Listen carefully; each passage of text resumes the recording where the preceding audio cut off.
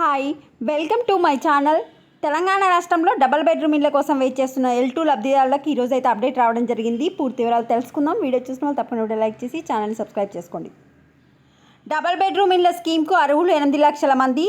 వీళ్ళెవ్వరికి greater పరిధిలో ఇండ్లు జాగలు లేవు.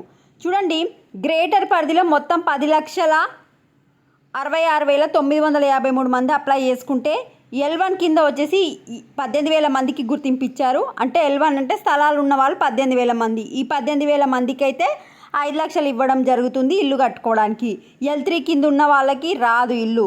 L2 వాళ్ళకి 8,80,000 మంది ఉన్నారు. మరి 8,80,000 మందికి ఎక్కడి నుండి ఇల్లు ఇవ్వాలని అయితే గవర్నమెంట్ ఆలోచిస్తుంది. గ్రేటర్ పరిధిలోని హైదరాబాద్, రంగారెడ్డి, మేడ్చల్, మల్కాజ్గిరి, సంగారెడ్డి జిల్లాల్లో 10 లక్షల పైగా అప్లికేషన్లు రాగా హైదరాబాద్ జిల్లాలో సొంత జాగాలు ఉన్న వాళ్ళు చాలా తక్కువ మంది ఉన్నారు. మొత్తం 18,000 మంది అర్హులను గుర్తించగా ఇందులో హైదరాబాద్ జిల్లాలో కేవలం 4,000 మంది మాత్రమే ఉన్నట్టు తేల్చారు. అంటే 18,000 మందికి గ్రేటర్ పరిధిలో జాగాలు ఉన్నాయి కదా, హైదరాబాద్ జిల్లా వాళ్ళు ఓన్లీ 4,000 మంది మాత్రమే ఉన్నారు.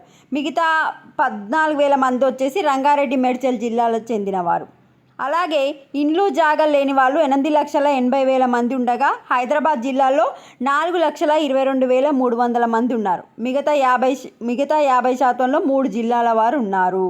రిజెక్ట్ అయిన వారిలో 52,000 దరఖాస్తులు హైదరాబాద్ జిల్లాకి సంబంధించినవే. హైదరాబాద్లో అప్లై చేసుకున్న వాళ్ళకి 52,000 మంది అయితే రిజెక్ట్ చేశారు. మరి ఇల్లు ఎప్పుడు ఇస్తుంది? సో గ్రేటర్లో ఇండ్లు స్థలాలు లేని వారు ఎక్కువ మంది ఉండడంతో వీరికి డబుల్ బెడ్రూమ్లు ఇల్లు ఇవ్వాల్సి ఉంటుంది. అయితే వీరిపై ప్రభుత్వం ఇంకా ఎటువంటి నిర్ణయం తీసుకోలేదు.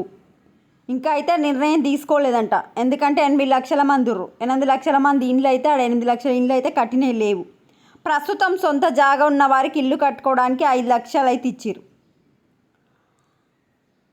వీరు ఇల్లు కట్టించే ప్రక్రియ మొదలుపెట్టే అవకాశం ఉంది. ఎవరు 18,000 మందికి 5 లక్షలు ఇస్తామంటారో 5 లక్షలు ఇచ్చాగానే వాళ్ళు ఇల్లు స్టార్ట్ చేసే అవకాశం ఉంది.